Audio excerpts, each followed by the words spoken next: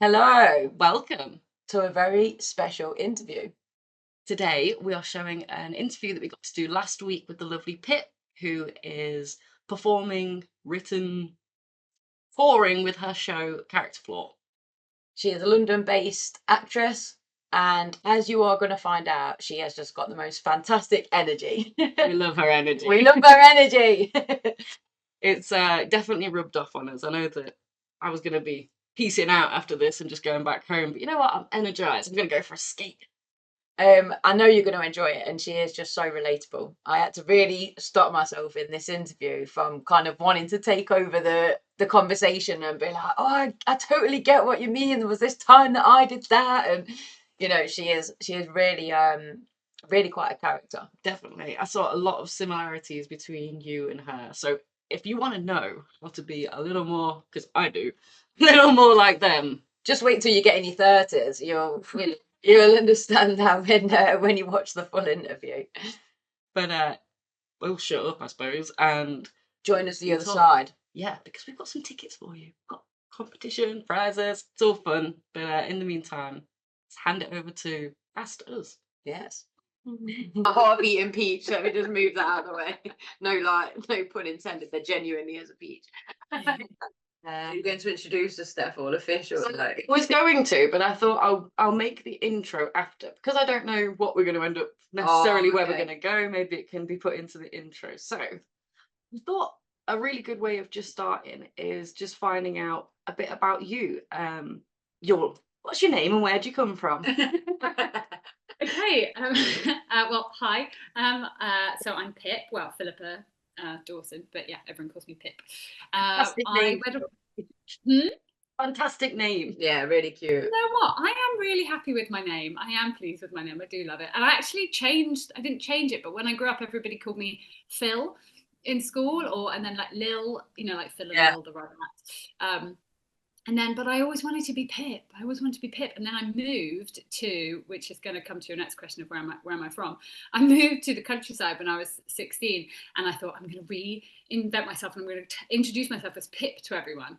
And so I did it. And then from then on, so that's why none of my friends pre-16 called me Pip. Yeah. Oh, wow. So yeah, I'm from sort of the south originally, but I'd say I'm from Herefordshire in the countryside, but I do live in London for my sins. Oh, nice. There's very different contrasting places. Yeah. It's really well timed that we get to talk to you this month because it is Pride Month. And from my understanding, you're exploring identity through ADHD and LGBTQ community. Yeah, definitely. So I feel like I often feel like my ADHD and my queer identity are kind of a bit sort of merged. There's like so much in common. I almost feel like I came out twice. Like I came out as a lesbian and then I came out as ADHD. Like I feel like, do you know what I mean? Like there's so much, because both times there was the same reaction. Like it's really funny, but both times people were like, well, are you sure? Or like, oh, I don't really, or like, I don't know. It's that whole kind of like people just not really taking it seriously, or like I remember somebody once when I was in America and where I worked, they were awful when I came out, and I said to them, I hope they don't listen to this, but I said, I hope they do. Let's out them. No, you're right. I hope they do because it was actually really bad. Like when they found out I was gay, like one of them was like, "Oh yeah, you know what Pip's like. I mean, it'll be another thing next week," or like, "Oh, it's just she says these things," and it's the same with ADHD. Yes. But yes, so my play is all about that and how it really affected my life, and also just kind of like acknowledging things and accepting them, celebrating. Sounds amazing. We're going to genuinely try and come to Edinburgh and watch it, so we'll be able to feed back on the whole play once we've actually seen it as well. I'd love you to come. I think you really like it. Yeah, there's been fantastic reviews so far that it's really bright and colourful and very just eye-opening, but a touch of heartbreaking, I've heard. It is. Well, I just want to be really truthful and honest. So all of the stories in it are real. Like people always say to me afterwards, like, "Oh, how much of that was true?" And I'm always like, "It was it was all true. So there are a lot of like funny stories and funny things, and I want it to be like relatable and like get people, people on my side, or just, but I just want people to learn. And then obviously they're heartbreaking. I'm sure you guys like relate. Like ADHD leads to some like so many horrible and heartbreaking things happening, and I didn't want to shy away from it. So yeah, it's a bit sad, but it's also a happy play. Oh, even what you just said though about people questioning identity though, that just seems so common with us, right? It's like everything I say or do, it's that kind of really, oh, she's not really going to do that. It's like, I know myself, I know who I am. Why don't we get that kind of natural respect from people that we know who we are and we know we're ADHD or we know we're gay or whatever it is? Like, society really wants us to just look inwards and be like, I'm just a attention seeker. yeah, I'm just a normal person. Yeah, or like they start you off on the foot of like, I don't know, you tell a story and before you've even finished it, people are rolling their eyes going like, oh, of course, like, oh, only you, or like they don't really like, react to it in the same way as if it was someone else, they'd be like, oh my God, that's awful that happened to you. But I tell a story and they're like, oh God, that is so you. I'm like, okay, but it was actually really upsetting and I cried, but okay. Oh, It's heartbreaking. I'm trying to think of all the similar statements and questions that you can get. Certain thing, I don't know. You don't look gay. You don't look like you have ADHD. yeah. Oh my God, yeah, so many, or like, yeah, 100% of like how you present, or like all these different things. I'm sure I could probably write, another whole like show all about like the comparisons, or like telling a story and being like, but not actually saying the punchline and being like, was this about being gay or was this about ADHD? Like they're so similar. Oh, I mean, obviously, Definitely. I really appreciate that you highlight the intersectionality. It's really important, and we're lucky, like I said, to be able to interview you in this Pride Month. It just fits really perfectly. So going back to very young Pip, what got you into acting in the first place? oh my goodness. Well, I was 5 years old and I was at the pantomime. No, I don't know. I mean, I've always wanted to go into acting. I've always been a little like performer. I've always, I don't know, always told stories. I feel like my parents always took me to these funny sort of like fancy events or like dinner parties where there were older people, and I would love it because I would just go around to all these people telling them my little stories. I used to go up to people and just out of nowhere say like, hello, my name's Philippa and I'm 7, what's your ambition?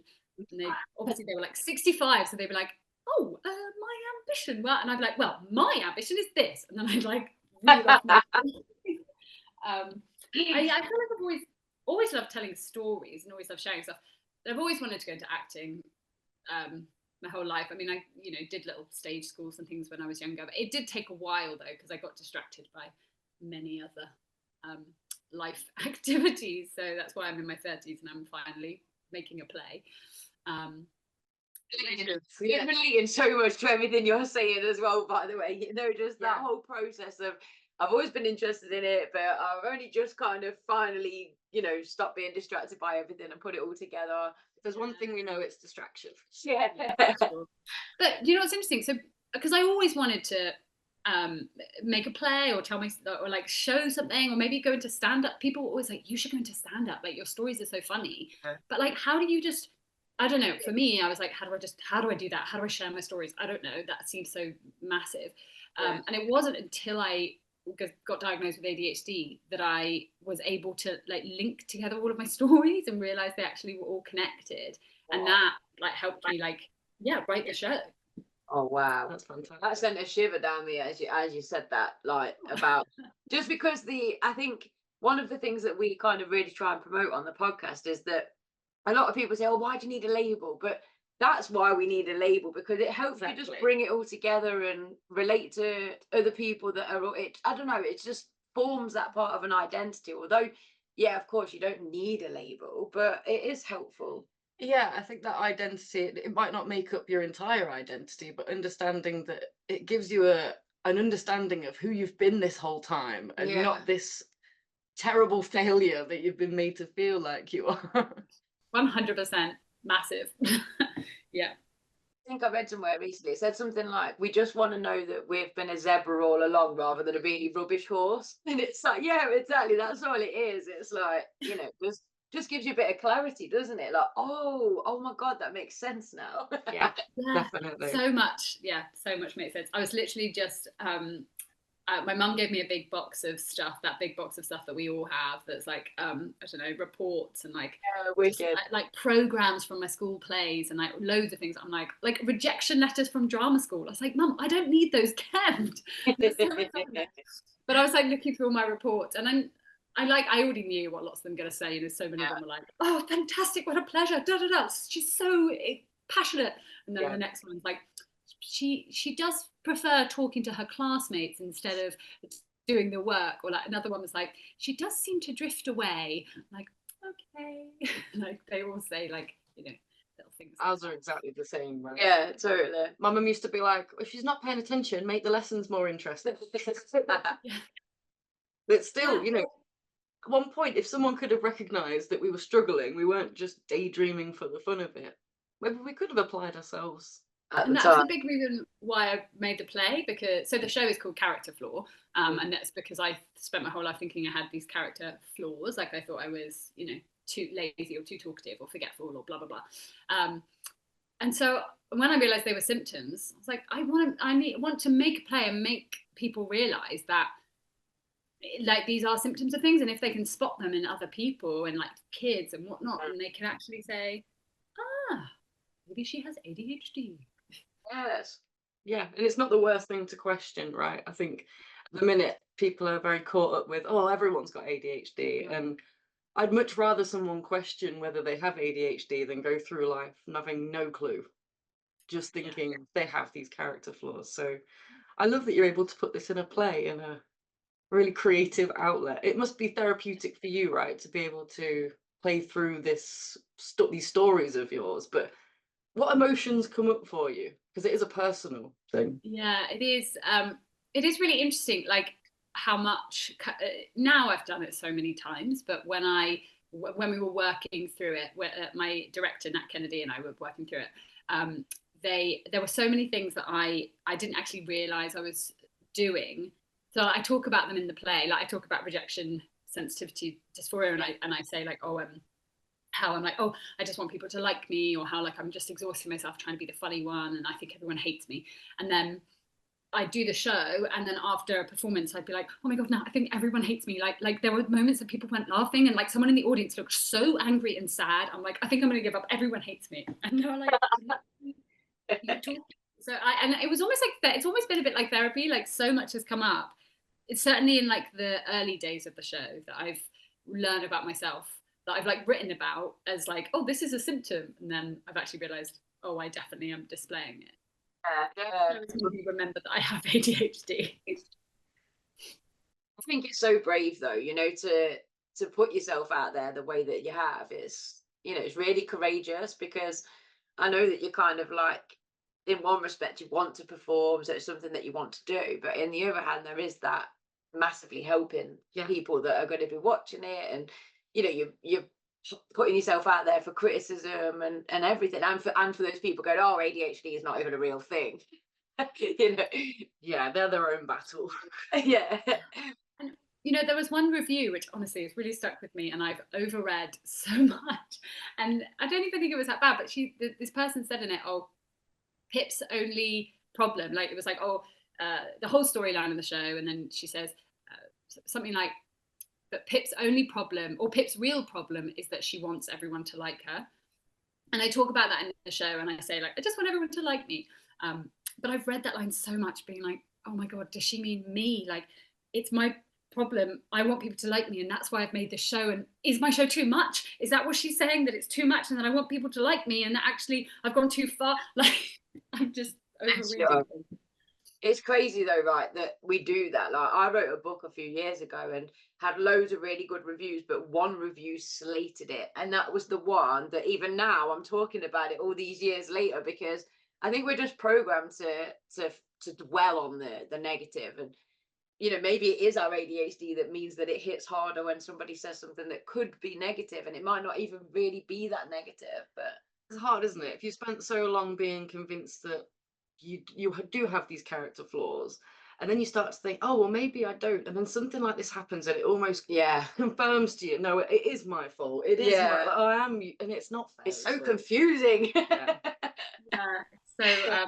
Although what I will say is something that's made me feel a bit better, which we must remind ourselves, is that obviously like things aren't true and it is just like a negative voice in our head. And the last show that I did, the last performance in Brighton a couple of weeks ago, I thought it was a terrible show, and there was this woman sitting right at the front in the middle, and she looked so unhappy the whole way through, had her arms crossed, and I just kept thinking, wow, that woman is pissed off with me. She's angry that I've made her come and see this show. She's angry with me because I've wasted her night. And I thought, oh, it was so bad. And after the show, she came into the dressing room. I mean, she asked, and she came into the dressing room, and she hugged me and cried and was like, that was the best thing I've ever seen. I just had to come and talk to you, like all of this. And she was like overwhelming me with how like moved she was. So that made me be like, okay, maybe sometimes I'm wrong. Yeah, well, look, I think that's the thing. When people are concentrating, they can be pulling all sorts of faces, and we're trying to read into it and trying to glean some kind of clue from it. And sometimes we're not always the best at picking up those social cues. Yeah, we're really good at identifying patterns and minute details that do mean something. And energy. Yeah, but if we have a conscious bias that we've got anxiety about, little things like that, we don't see them as like to question our own beliefs. So it confirms them. We're like, oh no, she hates me. Which must be like off-putting when you're trying to perform, right? How do you block out those thoughts when you're trying to perform for the rest of the crowd? It's hard. I really prefer it when the audience lighting is quite dark, when I can't see people. Although, no, actually, I say that I really love having an audience. Like I do, like, as much as I'm like, I hate attention, but I do love attention. I relate to that. So yeah. And I do love, like, when the audience is full and they're laughing, it makes me feel amazing. It's just like, I'm just like swimming in it, like, yes. So I do really like to see them, but I have like a love-hate, you know, when they're not laughing or giving me much expression, I'm like, oh God. That's the thing that's always put me off, like getting on stage, because I keep expressing an interest in just trying stand-up comedy, but you know, the thought of just being up there and it just absolutely kind of just a dead audience just staring back at me, I'm like, I can't bring myself to do it. One day I might, but not yet. I mean, you mentioned yourself you wanted to try some stand-up comedy. Like, you've done the play. How much extra on top of that does that feel to push yourself to do the stand-up? Because some would say that's similar, right? You're on stage doing an art, performing, but they're different.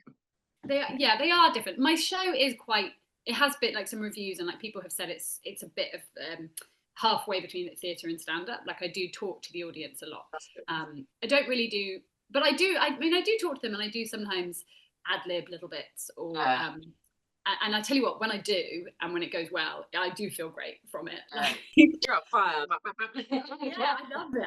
And like when these little things happen, like the few times, I don't know, the times that I've sort of, something funny's happened in the audience and I've commented on it or done something and people have laughed, afterwards I'm like, I am a stand-up comedian. Oh my God. Yes. So maybe I should try it a bit. I think I don't know. I will. Yeah, I would like to try stand-up. But I think it will be that thing of, I have heard from so many videos and things I've watched and interviews with comedians, they're like, sometimes think, you know, jokes just drop, and it's pretty brutal. It's where you build your real strength in comedy, right? That's who's the role with it. Yeah. This show is definitely building a harder shell around me. Yeah, definitely. That's cool. Brilliant. So did you launch the actual play with the Edinburgh Fringe? Did I read that right? Like, because so last year. So this is going to be my second Edinburgh Fringe. So I did. I went up last year, which is a bit mad because a lot of people do go up with having put it on before, or like having like being with other people and stuff. But I went up there like very sort of brand new. But I think that's quite an ADHD thing to just be like all or nothing. Deep end, like I'm into the deep end and I'm going for it.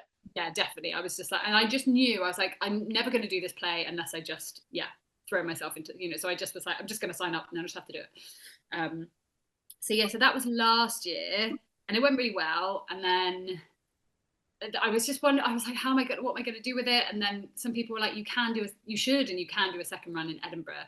I didn't realize that people do that actually, but loads of people do second, third runs. Like, so that's actually quite nice because quite a few friends that I made last year are doing a second run again. Yeah, so it's really cool. Yeah, no, it is really cool. It was really hard. Yeah, it was a lot of work last year. So I'm a bit nervous about this summer, but I've learned a lot and I'm gonna be better. Exactly, it's not that first time anymore. You've got things that you can learn, but you still don't know what new lessons are to be learnt this time. So it's just about being prepared, but not overly prepared that we have a meltdown when something goes a bit wrong.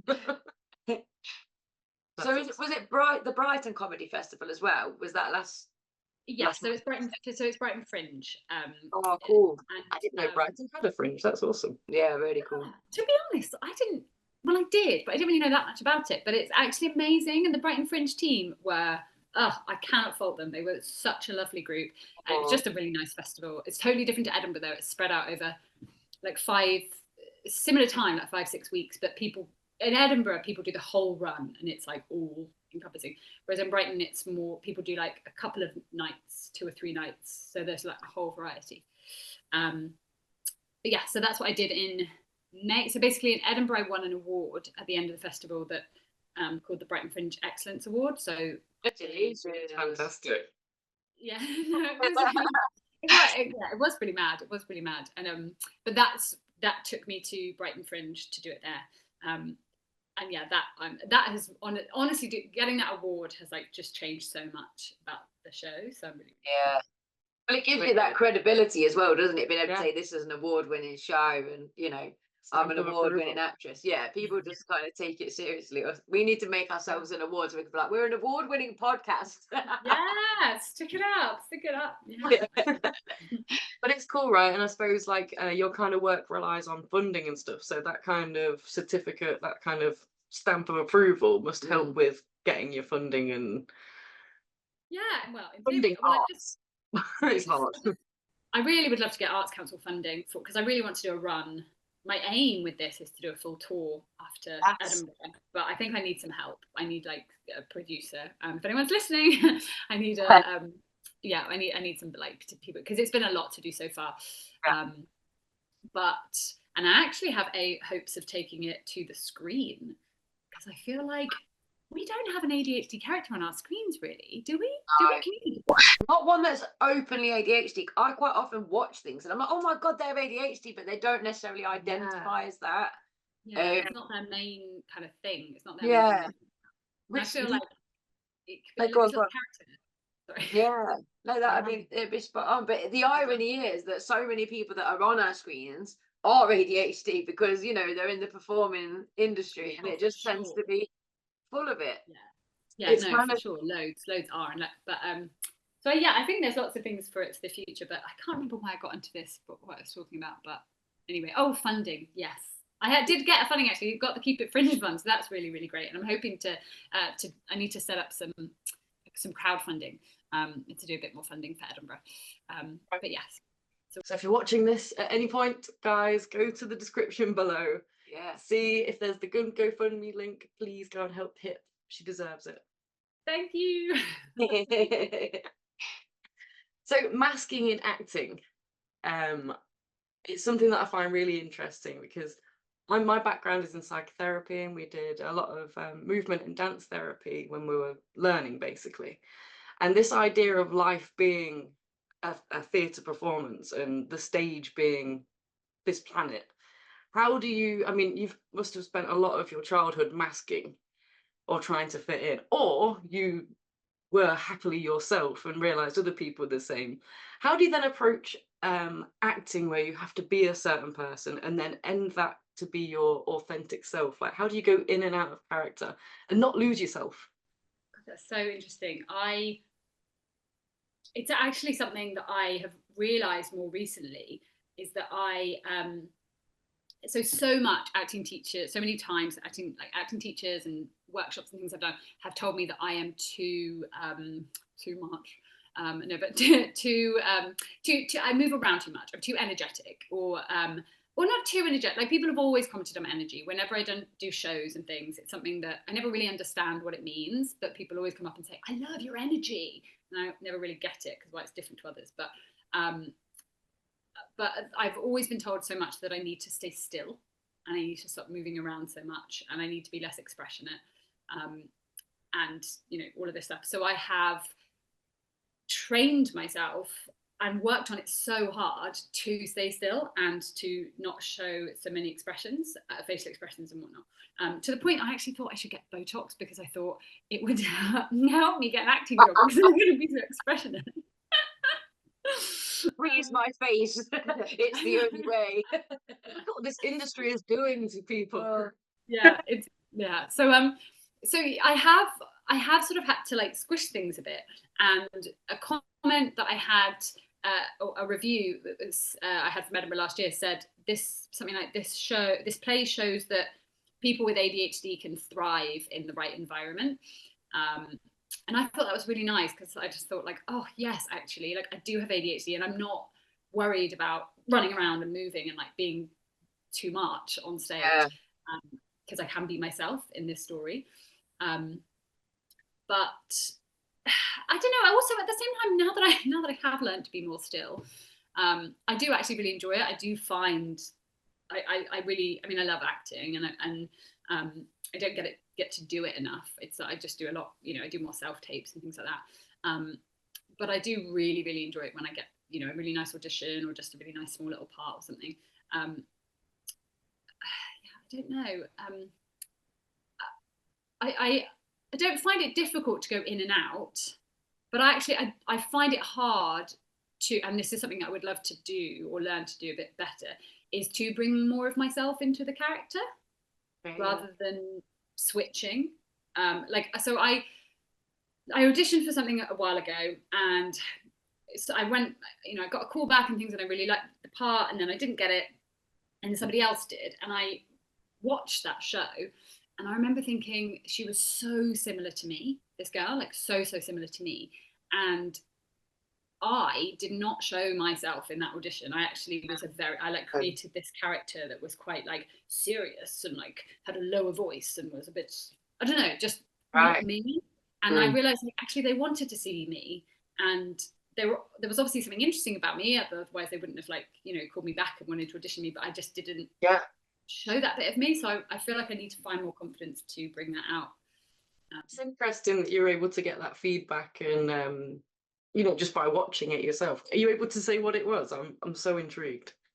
It was the rig. It was yeah, I don't know if you saw it. I don't think so. Yeah, I'm gonna look out for it now. Yeah, it was years ago. It was really, really good. It was just a small part. It was just this small part, but because it was somebody who worked on like an oil rig, I don't know, for some reason I was like, oh, she's gonna have to be more serious. And then when I watched it, I was like, no, she was just like me. It's really tough though, isn't it? Because you've been told, don't be yourself. It's too energetic. It's too this, it's too that. So you put something else on, and then actually that's what people want. They want the authentic you. Yeah. And I work in schools, and I find it's exactly the same. It's like the teachers are telling these kids, don't be yourself. So they go through school becoming somebody else, and then spend the next 20 years refinding themselves again and realizing they were the vibe all along. And it's like, oh, the beauty is in everybody being their own self. It's as if being ADHD, you've got your own set of battles, but then being an actor with ADHD, you've got that again, this another critique level. Like you said with the review you got that you focused on, like, are they talking about me? Yeah, the character. It must get really like, whose mask aren't they okay with? Which one should I put on? Just tell me which one. I'll wear it. The thing is as well, I don't know whether you relate to this, Pip, but I can wake up as a different person each day. So some days I'm really hyper, and I'll meet somebody for the first time, and they're like, wow, Lindsay's so bouncy, she's got so much energy. But then they'll meet me another time, and I'm on a withdrawn one, and that's just my quiet day. And they're like, oh my God, is Lindsay okay? And it's like, sometimes that's just the way I am. I've just got lots of sides that kind of all battle sometimes. 100%. I am often a very different person, or I just like have like a little like hyper mad. Even like yesterday, my girlfriend was like, "Have you got a bit mad?" And I like had just been at my laptop all day, and I started coming up with crazy things and just telling her like random stories about like, I don't know, God knows what, and I was just like, ah. So yeah, we can all be different people. There's two things really that I really want to understand. So we've understood how you manage the masking side of it. Then you've got the executive functioning, right? The planning, the time management, being on time for stuff. Like, how do you manage that as a professional? We're hoping for some advice. Yeah, we don't we don't manage that very well. Um, I feel like I am all or nothing with everything. And so when I am doing well at things and when I am like getting everything done, I'm like, it's because I'm like all, like I'm not really, I mean, it usually means I'm not taking care of myself very well. Like I'm not getting enough sleep. I'm definitely not getting exercise. I'm probably not eating well at all. I'm not seeing my friends. Like I'm just like all, so like on the outside, people are like, oh wow, you're doing so well. You're going to all these things. But it is because I'm like at my computer, it's like 1 a.m. still like sending emails and things. Like I don't have a, I don't know how people clock off at like 9 o'clock. I'm like, Yeah. I don't really. Yeah. But if you've got, if it's your own project, you know, Yeah. if it's just another job, but if it's mine, I'm like, well, why would I stop doing my things at night? I've still got. I'm just gonna have to do them tomorrow, and then with more. So I'll just work all the way through. So yeah, I don't know if that's advice. It's just all or nothing. Because then on the other side, sometimes I'm just sitting on my bedroom floor, unable to do anything. I think this is going with the flow, you know, because we talk about it a lot. It's like just go with it. When you're focused, go with that focus, and you know, try and put in a bit of self-care. And then when you're not, don't be too hard on yourself, because you know you'll work doubly as hard when you're back on it anyway. Exactly. No, definitely. But I do also just like turn up to things like on time, but covered in sweat and really hot. And people are like, oh, but you're always on time. I'm like, yes, it's because I literally had to sprint 15 minutes from the train station, or like, or I turn up like 2 hours early, and I'm like, because I've been so scared of being late. So yeah, I'm not very good at being on time, but I somehow am. It's nice to showcase this though, isn't it? I mean, we are like, thank God we're doing an ADHD podcast, because every time we're late, every time we're disorganized, we're like, we are ADHD guys, authentically so, Yeah. you know. We still can't figure out the mic situation. Like, we really like, but this is the idea. We're trying to, we filmed it, we made this to be able to say, you don't have to be perfect to just go and try something. Yeah, both. We don't know what we're doing here. We've got no business having a podcast, but here we are every week live doing it. So Yeah. Doing it. Amazing. everyone Yeah. else. I think it's great because I think you represent that perfectly yourself, going out there and, you know, you didn't, oh, I want to be able to do this, and you just went for it. Yeah. So for fellow ADHDers out there who have a dream, who have a really scary thing they want to do, what is your advice to them and how to take their first steps? My goodness. Oh, I feel like I'm one of those motivational speakers. As theatrical as you like with it. Grab life by the horns, take the steering wheel. No, I can't drive. I think, well, I needed a deadline, and I always tell people the same story of like how I made the play, like how I wrote the play when I was cat sitting in someone else's house with nothing to do in like a white kitchen, and I just for a week just like did it. So I don't know if that's particularly helpful. But I would say in a white kitchen. I'm taking notes. Give yourself some deadlines. I really think Fringe would not have happened if I didn't have deadlines, because I've been wanting to do them so much. But I just think do the scary thing, and like because I feel like it's whenever I've done these like big exciting, like when I like, I don't know, like around the marathon or like things like that, it just came out of me being like, I'm just gonna do it, and like just signing up for it and then forgetting about it. Like I forgot about that in the marathon for like months, until it was like a month and a half. You actually did the marathon? Yeah. Wow. But I've actually done 2, and I did the same both times. That's so cool. I just signed up because I was like, how fun, I'm gonna do the marathon. And I was like, wow, even though like and I have really bad knees. But then I did it, and it was so fun. And then actually the second one I did, I really signed up to that on a whim, and I didn't tell anybody. So I basically ran this quite like rural marathon with like no supporters, no friends, no one cheering me on. I was like, why am I doing this marathon? It's really hard work, and I have to do it. I was like in tears at mile 22, and there was no one there. But yeah, I just think just like do the thing, and like I just signed up to Edinburgh Fringe, and then it will come about. And I think well, I mean, this is sort of different, but the reason I signed up to Fringe was because my mum had a stroke, and she's a lot better now. But when that happened, I was just like, okay, I need to like actually just do something with my life and make her proud. So that sort of was the thing that pushed me. But obviously, can't always happen. It's just kind of just doing the thing and throwing yourself out there, and then once you've signed up to something or done it, it will happen. Yeah. That's great advice. You look really unsure about. Well, I think that's good. Yeah. Resonates perfectly with me. You're so right. This is what we've been talking about with the resolutions, though, isn't it? Like, just make the aim, make the goal, give yourself a deadline, and then you kind of have got to. It's kind of sink or swim, then, isn't it? know. Yeah.